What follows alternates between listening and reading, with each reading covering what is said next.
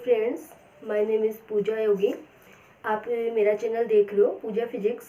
मैं आप लोगों को बीएससी सेकेंड ईयर की यूनिट नंबर 3 स्टार्ट करूँगी। यहाँ पे मैं आप लोगों को उसके साथ के साथ नोट्स भी बनवाने की पूरी कोशिश करूँगी कि आप लोगों को कोई प्रॉब्लम नहीं हो, नोट्स कहीं और से ना लेना पड़े। तो मैं आप लोगों को यहाँ पे यूनिट नंबर 3 का काम करवाऊँगी। यूनिट नंबर जो 3 है वो क्लासिकल स्टैटिक्स है आप लोगों के, क्योंकि बीएससी सेकेंड ईयर जो है राजस्थान यूनिवर्सिटी का जो सिलेबस है उसमें स्टैटिक्स गिवन है, स्टैटिक्स दे रखी है। उस स्टैटिक्स में दो स्टैटिक्स है आप लोगों के, क्लासिकल स्टैटिक्स है, एक क्वांटम स्टैटिक्स है। क्लासिकल जो स्टैटिक्स है वो आप लोगों के यूनिट नंबर 3 के अंदर है, और जो क्वांटम जो स्टैटिक्स है आप लोगों के वो यूनिट नंबर 4 का पार्ट है। तो यहाँ पे आज अपन काम करेंगे क्लासिकल स्टैटिक्स के ऊपर। पहले क्लासिकल स्टैटिक्स स्टार्ट करने से पहले मैं बात करती हूँ थोड़ा सा स्टैटिस्टिक्स जो है आप लोगों के दो पार्ट है इसके, एक क्लासिकल स्टैटिक्स है, एक क्वांटम स्टैटिक्स है। क्लासिकल स्टैटिक्स उसको बोला जाता है कि वो पार्टिकल्स जिनको आप लोग क्या कर सकते हो, आसानी से पहचान सकते हो। पहचानने का मतलब ये है, जैसे मान लो मेरे पास एक पार्टिकल ए है, एक पार्टिकल बी है। आसानी से बता सकते हो आप लोग कि ये पार्टिकल बी है और ये पार्टिकल क्या है, ए है। इनको कैसे भी व्यवस्थित कर दो, कैसे भी आप लोग इसको बी में इधर लिख दो, ए इधर लिख दो, तो भी आप लोग क्या कर सकते हो, पहचान सकते हो कि ए कौन सा है और बी कौन सा है। और क्वांटम जो स्टैटिक्स है वो स्टैटिक्स होती है जिसके अंदर पार्टिकल्स को पहचाना नहीं जा सके, कि वो पार्टिकल जो इंडिस्टिंग्विशिबल है, अविभेद्य है, उनको भेद करना पॉसिबल ना हो। जैसे मैं बात करूं कि मेरे पास दो पार्टिकल है, एक पार्टिकल ये बोल दिया और दूसरा पार्टिकल मैंने ये बोल दिया। ये दोनों पार्टिकल जो है पहचानना मुश्किल है। यदि मैं ऐसे लिख दूँ, इसको इधर लिख दूँ, इसको इधर, तो भी आप लोग पहचान नहीं पा रहे हो कि कौन सा इनमें से ए था और कौन सा पार्टिकल इनमें से क्या था, बी था। तो नॉर्मली क्या बता सकते हो कि स्टैटिक्स के अंदर दो स्टैटिक्स है, क्लासिकल और एक क्वांटम। क्लासिकल स्टैटिक्स में उन पार्टिकल्स की बात करते हैं जिनको अपन पहचान सके, और क्वांटम स्टैटिक्स में उनकी बात करते हैं जिनको हम पहचान नहीं सकते। तो आप लोगों के जो सिलेबस में दोनों स्टैटिक्स है, क्लासिकल स्टैटिक्स यूनिट नंबर 3 है आप लोगों के, और क्वांटम जो स्टैटिक्स है वो यूनिट नंबर 4 है। थर्मोडायनेमिक्स की पेपर नंबर 1 की बात कर रहे हैं अपन यहाँ पे। क्लासिकल स्टैटिक्स में एग्जाम्पल के रूप में आप लोग देख सकते हो मैक्सवेल बोल्ट्जमान स्टैटिक्स, और क्वांटम स्टैटिक्स में भी आप लोगों के दो स्टैटिक्स है, बीई स्टैटिक्स, बोस-आइंस्टाइन स्टैटिक्स और फर्मी डिराक स्टैटिक्स। तो आज अपन स्टार्ट करते हैं क्लासिकल स्टैटिक्स। तो आप लोग साथ के साथ में नोट्स भी बनाते जाना, क्योंकि मैं पीडीएफ अवेलेबल नहीं करवाऊंगी। तो मैं बात कर रही हूँ पहले यूनिट नंबर 3 की बात कर रही हूँ। यूनिट नंबर 3 के अंदर क्लासिकल स्टैटिक्स, क्लासिकल स्टैटिक्स मतलब वो पार्टिकल्स जिनको क्या कर सको, पहचान सको। तो लिख लेना इसकी डेफिनेशन कि वे पार्टिकल जो भेद्य है, वे पार्टिकल जो भेद्य है, अर्थात जिनको पहचाना जा सकता है, जिनको पहचाना जा सकता है। यानी कि पहचाना, भेद्य का मतलब है यहाँ पे आप लोग लिख लेना असमान पार्टिकल, असमान पार्टिकल की मैं क्या कर रही हूँ, यहाँ पे बात कर रही हूँ। एग्जाम्पल के रूप में आप लोग लिख लेना, यहाँ पे जो बात करने वाले हैं अपन एमवी स्टैटिक्स की बात करेंगे। मैक्सवेल बोल्ट्जमान सांख्यिकी, ठीक है। तो आप लोग ये इस डेफिनेशन को नोट करो, आप इसको नोट कर लेना या स्क्रीनशॉट ले लेना। भेद्य का मतलब इंग्लिश मीडियम वालों के लिए लिख लेना, डिस्टिंग्विशेबल बोला जाता है। भेद्य का मतलब है डिस्टिंग्विशेबल, ठीक है। तो ये है क्लासिकल स्टैटिक्स की डेफिनेशन जो आप लोग नोट कर सकते हो। इसके बाद में देखना क्वांटम स्टैटिक्स की डेफिनेशन लिख लो एक बार, डेफिनेशन तो उसकी भी लिख लो कि वे पार्टिकल जो अविभेद्य है, मैं इसी में कुछ चेंज कर रही हूँ थोड़ा सा, कि वे पार्टिकल जो क्या है, अविभेद्य मतलब क्या है, इनडिस्टिंग्विशेबल मतलब ये हुआ जिनको क्या कर सकते हो आप लोग, पहचान नहीं सकते। तो मैं डेफिनेशन की बात करूँ, यदि क्वांटम स्टैटिक्स की मैं बात करूँ यहाँ पे, तो क्वांटम स्टैटिक्स की भी डेफिनेशन लिख लो आप लोग। क्वांटम स्टैटिस्टिक्स वे कण जिनको पहचाना, वे कण जिनको पहचाना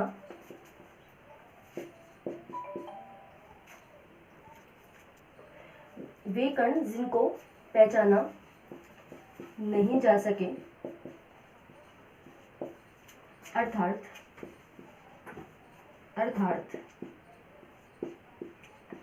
अभेद्य कण।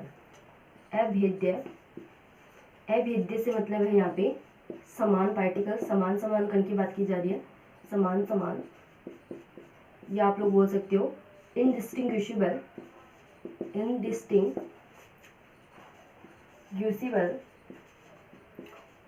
पार्टिकल। वे कण जिनको पहचाना नहीं जा सके अर्थात अविभेद्य हो, क्वांटम स्टैटिक्स कहलाती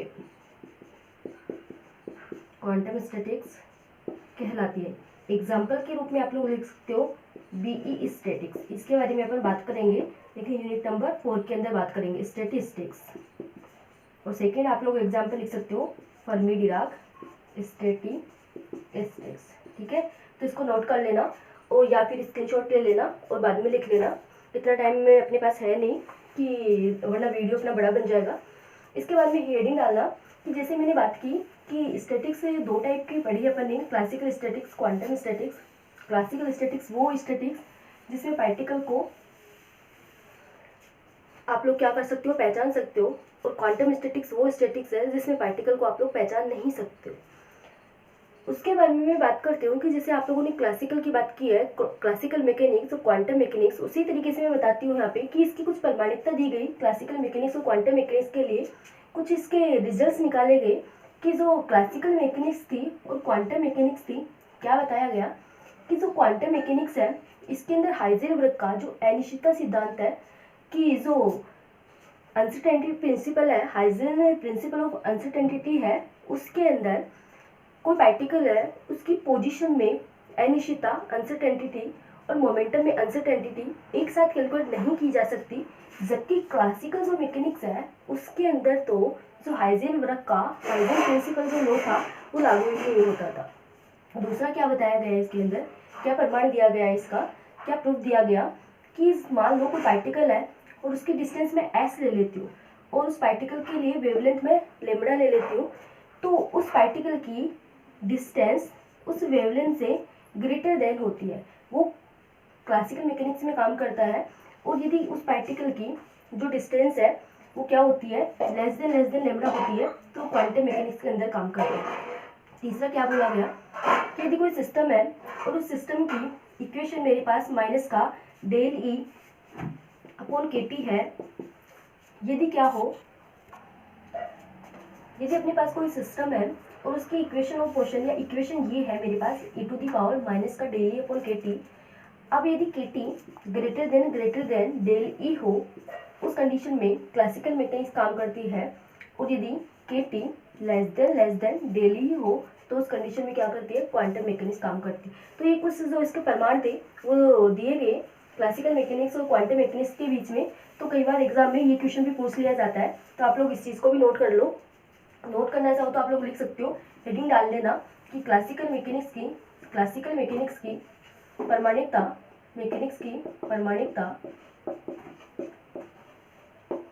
लिख सकते हो आप लोग। फर्स्ट पॉइंट यहाँ पे लिख सकते हो आप लोग, फर्स्ट पॉइंट लिखना चाहो तो लिख लेना कि हाइजेनबर्ग का जो अनसर्टेनिटी प्रिंसिपल है del x del p x greater than या equal than h cut by 2, ये क्वांटम मैकेनिक्स में लागू होता है। जबकि क्लासिकल मैकेनिक्स क्या है इसको नहीं समझा पाइए, क्लासिकल मैकेनिक्स में ये नहीं काम करता है। उसके अलावा आप लोग देख सकते हो S greater than lambda classical mechanics में काम करता है और S less than lambda quantum mechanics में काम करता है। इसके अलावा आप लोग बता सकते हो कि कोई सिस्टम है, सिस्टम की इक्वेशन यदि e to the power minus का del E upon K T है, देन आप लोग बोल सकते हो यहाँ पे K T greater than del E, तो क्लासिकल मैकेनिक्स काम करती है। और आप लोग इसमें बता सकते हो and K T less than del E है, तो यहाँ पे क्वांटम मैकेनिक्स क्या करती है, काम करती है। तो इसको भी आप लोग क्या कर सकते हो, यहाँ पे नोट कर सकते हो, इसको भी क्या कर लो, नोट कर लो। इसके बाद में देखना आप लोग ये क्वेश्चन देखना, यहाँ पे क्वेश्चन आया हुआ है या आने की भी संभावना है। जैसे मैं क्वेश्चन की बात करूँ कि यदि कोई पार्टिकल है मेरे पास, कोई m मास का कोई पार्टिकल है और x डायरेक्शन में Vx वेलोसिटी से क्या कर रहा है, मूव कर रहा है, तो ये प्रूफ कीजिए आप कि जो पार्टिकल है उसकी जो मोशन होगी वो इलिप्टिकल होगी, दीर्घवृत्त के रूप में होगी, या वो जो पार्टिकल है वो ऐसे मोशन कर रहा है। क्या बोला है मैंने, क्वेश्चन नोट कर लेना कि m मास का यदि क्या हो, यदि m मास का कण पार्टिकल Vx वेग से x दिशा में Vx वेग से x दिशा में गति करता है, तो सिद्ध कीजिए कि गति करता है, तो सिद्ध कीजिए कि वह पथ दीर्घवृत्त होता है, वह पथ दीर्घवृत्त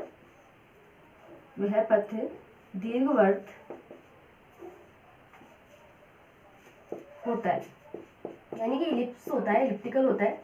तो यहाँ पे देखना, इस क्वेश्चन का सॉल्यूशन करने के लिए मैं क्या करती हूँ कि मान लिया मैंने m मास का कोई पार्टिकल है, मान लिया मैंने m मास का कोई कण है और Vx वेग से x दिशा में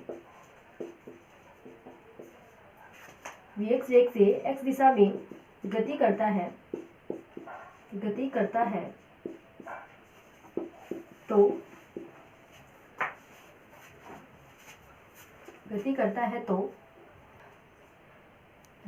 है, तो कुल ऊर्जा होगी, टोटल एनर्जी हो जाएगी, टोटल एनर्जी, तो मैं लिख सकती हूँ टोटल एनर्जी होगी,